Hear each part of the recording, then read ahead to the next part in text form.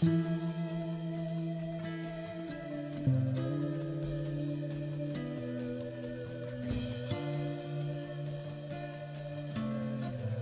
itu Lina sedang dirundung kesedihan dengan masalah-masalah yang menimpanya.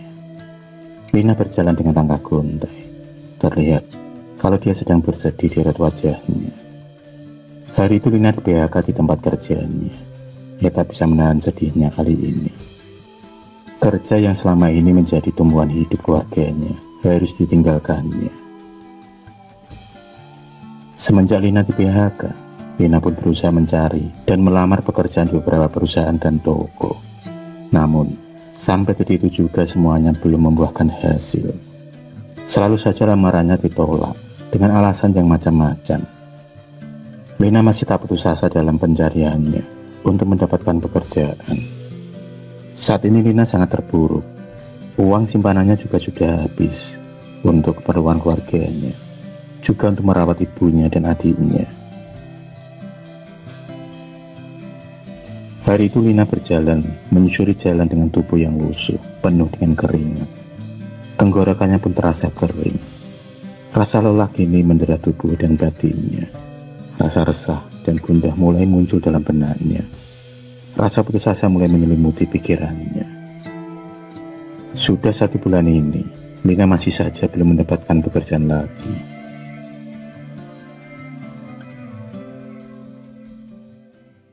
Masalah demi masalah mulai muncul menerpa kehidupannya.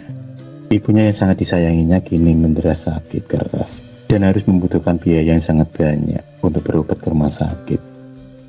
Pukulan berat bagi Lina, kini yang lagi tidak bekerja. Uang sudah habis dan ia kini masih belum bisa mendapatkan pekerjaan. Kini beban lain semakin menumpuk di kepalanya. Ia juga tak mau membiarkan ibu yang disayangnya itu menderita. Di saat Lina tengah terduduk lemas di sebuah kursi kayu di pinggiran taman, tiba-tiba datanglah seorang laki-laki parubaya mendatanginya. Laki-laki tersebut kemudian menanyakan, apakah lagi sendirian atau memang sedang menunggu seseorang. Lina hanya mengangguk kala itu dan dia pun mengatakan dia tidak menunggu siapapun. Entah kenapa Lina mau menjawab pertanyaan laki-laki tersebut. Sejurus kemudian mereka pun terlibat dalam sebuah pembicaraan dan laki-laki tersebut menawari dan memberikan sebuah botol air mineral kepada Lina.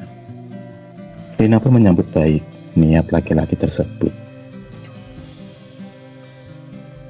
Kini kerongkongan Lina terasa segar seperti terkena guyuran air hujan yang membasahi bumi. Terasa segar dan dingin. Entah sudah berapa lama mereka duduk berbincang-bincang. Yang pasti Lina menikmati perbincangan itu. Ia merasa nyaman bersama laki-laki parubaya itu. Laki-laki yang baru saja dikenalnya di tempat itu.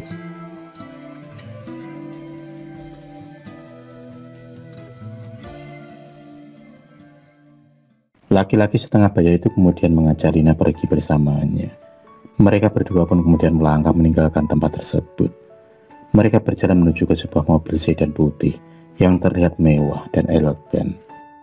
Mobil baru keluaran baru. Lina hanya menurut saja saat laki-laki setengah baya tersebut mengajaknya untuk naik mobilnya. 15 menit perjalanan, maka sampailah mereka berdua di sebuah rumah gedung. Rumah yang tampak sangat mewah dan berlantai 3 dan berdindingkan marmer yang sangat indah. Mereka berdua kemudian turun dari mobil dan laki-laki tersebut adalah pemilik rumah mewah itu. Dan laki-laki tersebut bernama Pak Heru. Lisa yang masih kaget dan takjub melihat rumah yang sangat mewah itu. Ia tak bisa berkata-kata apa. Ia hanya bisa melihat kemewahan rumah itu. Pak Heru kemudian mengajak Lina untuk masuk ke dalam rumah mewahnya. Sesampainya di dalam rumah, laki-laki Lina dibuat takjub dan terkagum-kagum dengan isi rumah Pak Heru. Tampak barang-barang mewah di mana-mana. Ruangannya juga luas dan besar. Pak Heru kemudian mempersilahkan Lina untuk duduk di sofa rumahnya. Dan kemudian keluarlah mbok-mbok pembantu rumah tangga Pak Heru datang membawakan minuman untuk mereka berdua. Sejurus kemudian, mereka tampak asik mengobrol berdua. Lina pun merasa nyaman bersama Pak Heru yang sangat ramah dan baik.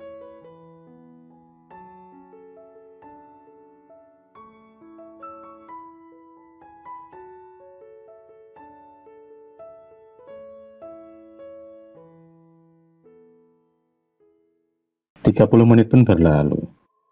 Pak Heru kemudian mengajak Lina ke sebuah kamar. Lina kemudian digandeng Pak Heru. Lina pun hanya mengangguk saja. Entah apa yang terjadi dengan Lina.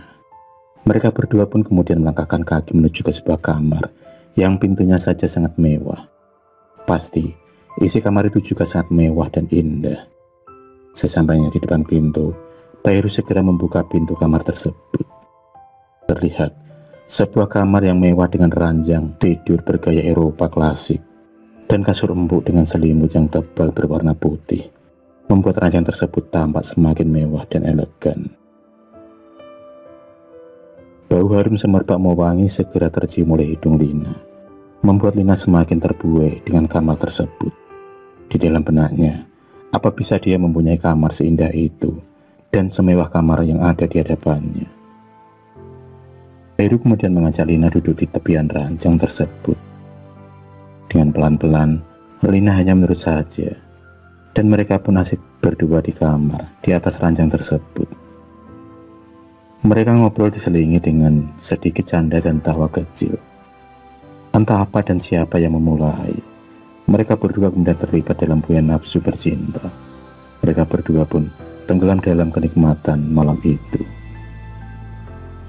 Malam itu dan di kamar itu, saksi mereka berdua yang lagi menikmati malam berdua.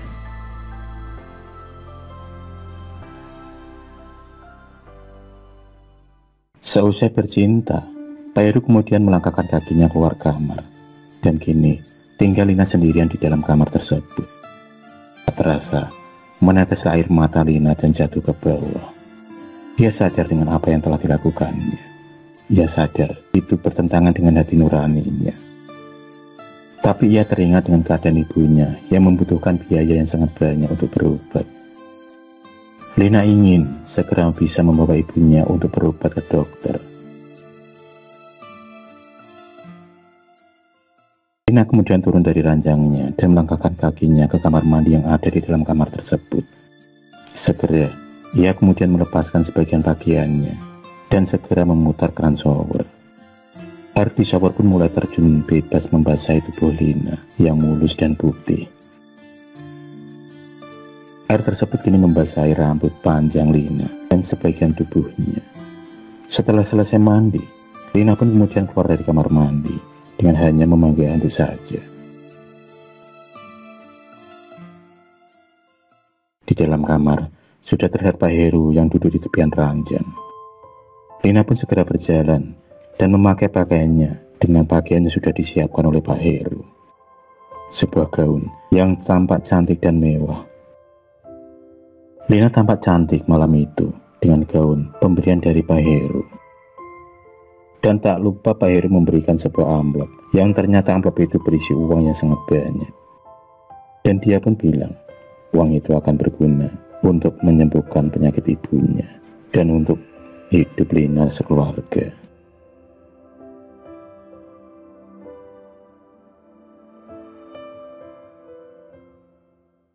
Lina sendiri tidak menyadari kalau sebenarnya dia sudah menjadi incaran untuk dijadikan tumbal pesugihan.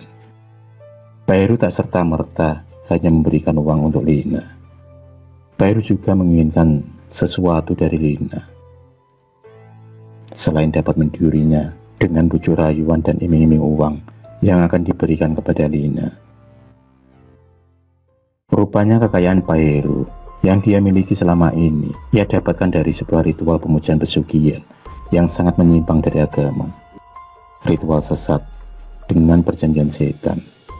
Pak Heru menikmatinya hingga saat ini. Harta yang berlimpah dan kekayaan yang ada dengan sendirinya itu semua didapatkan dari jalan kesesatan dengan memuja pesugihan. Maka tak heran rumah Pak Heru sangat mewah dan megah dan penuh barang-barang mewah dan mahal. Rupanya di balik kemegahan dan kemewahan rumah Pak Heru, sudah banyak korban-korban wanita yang dijadikan tumbal untuk ritual pemujaan pesugihannya, untuk melanggengkan kekayaannya. 2 kamar mewah di rumah Pak Heru adalah sebagai saksi korban-korban yang berjatuhan yang dijadikan pemuas nafsu dan juga tumbal pesugihannya. Sungguh kejam dan sangat biadab bagi Pak Heru yang tega menumbalkan manusia demi kekayaannya.